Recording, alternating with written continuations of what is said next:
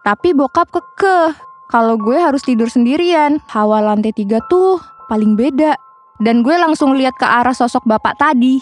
Emang hilang. Peringatan, animasi ini dibuat dengan tujuan sharing pengalaman pribadi sang pengirim cerita.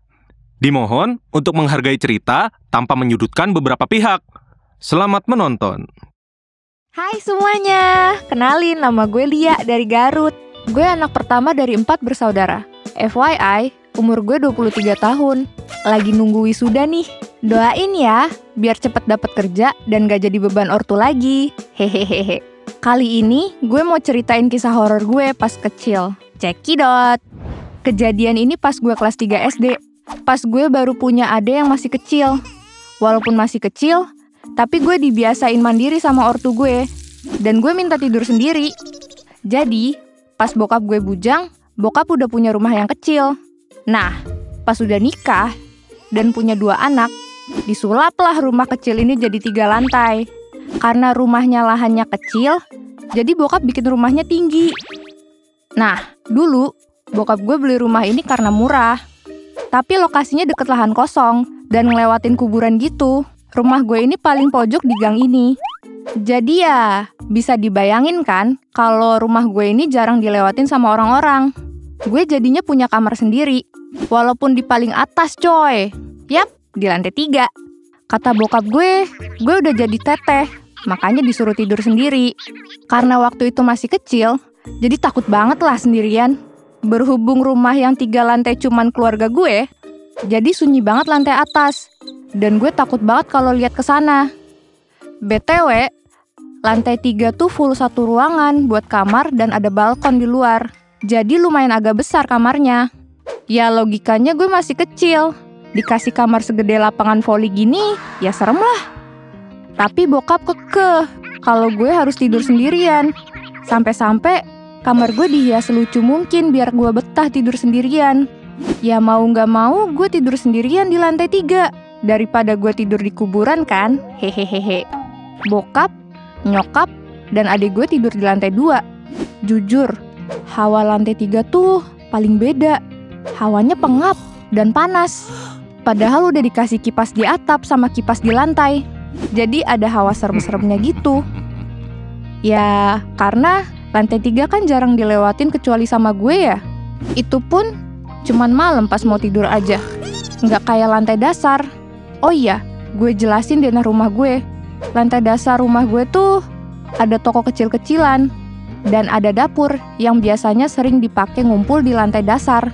Sedangkan lantai 2 itu kamar bokap nyokap. Selama tidur di kamar itu, gue sering banget ngalamin kejadian aneh. Pernah nih ya, pas gue lagi tiduran sambil nonton TV, tiba-tiba ada kelelawar masuk. Gue teriak-teriak, terus bokap gue nyamperin dan ngambil kelelawar itu. Bokap gue riuh banget pas ngambil kelelawar itu. Sampai naik-naik kasur sambil dikepret-kepretin pakai sarung. Tetep, itu kelelawar susah banget keluar. Bokap heran, perasaan jendela gak pernah dibuka. Ini kelelawar masuk dari mana? Akhirnya dapet dah itu kelelawar.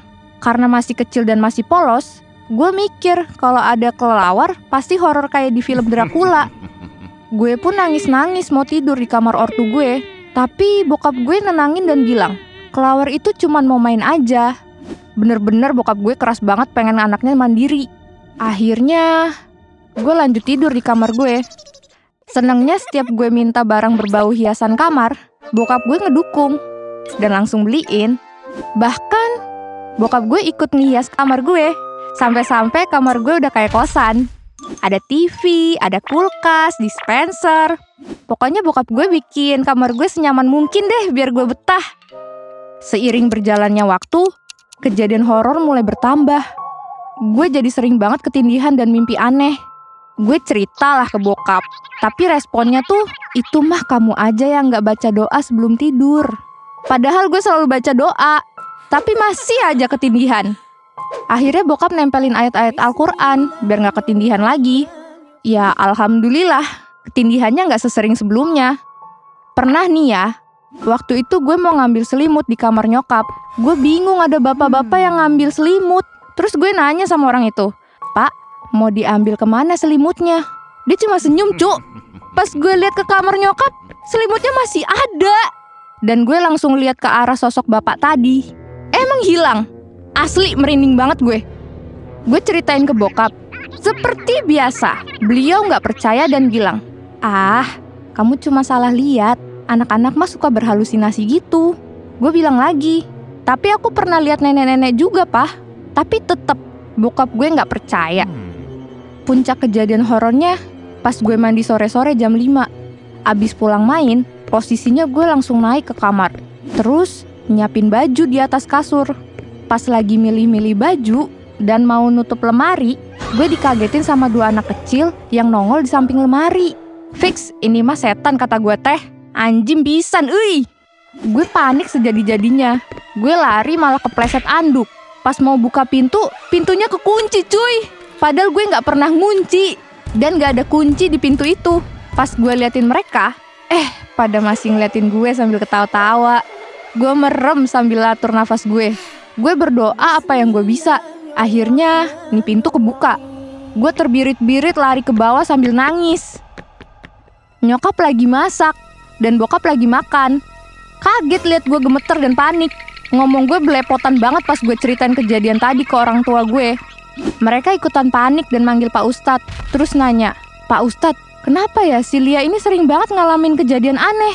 Pak Ustadz bilang, "Nggak usah khawatir, Pak, Bu, itu jin baik. Bapak belum syukuran ya?" Bokap di situ langsung sadar, lupa kalau belum syukuran pas ngebangun lantai 3. Akhirnya bokap ngadain syukuran. Dan alhamdulillah, nggak ada lagi hal-hal yang menimpa gue. Ada kalanya kita lupa saat kita terlalu fokus pada pencapaian yang lebih besar, bahwa setiap langkah dan rezeki itu anugerah. Dari kejadian ini, gue sekeluarga belajar betapa pentingnya bersyukur dan berbagi kebahagiaan dengan orang sekitar. Syukuran bukan sekedar ritual, tetapi ungkapan terima kasih atas nikmat yang diberikan, dan membagikan rasa syukur kita dalam setiap pencapaian, agar diberi perlindungan dari hal-hal yang tidak diinginkan, dan diberikan keberkahan di setiap langkah. Sampai di sini akhir cerita gue. Gue pamit dulu ya. Bye-bye. Menarik. Jadi, apakah kalian yakin sedang menonton ini sendirian? Jika kalian suka, bisa klik like, komen, dan subscribe channel Gua Punya Cerita.